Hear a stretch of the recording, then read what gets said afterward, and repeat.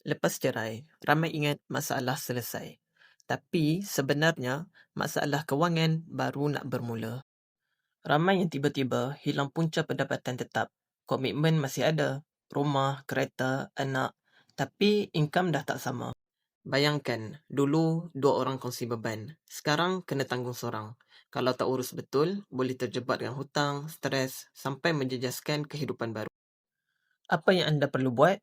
Pertama, senaraikan semua komitmen. Tahu apa wajib bayar setiap bulan. Kedua, asingkan keperluan dan kehendak. Fokus survive dulu. Ketiga, bina dana kecemasan sekurang-kurangnya 3 ke 6 bulan. Yang keempat, semak hak nafkah dan tuntutan. Jangan lepaskan hak anda. Bila kewangan stabil, emosi pun lebih tenang. Baru boleh bina hidup baru dengan yakin. Jika rasa video ini bermanfaat, sila like, komen, share dan follow page kami.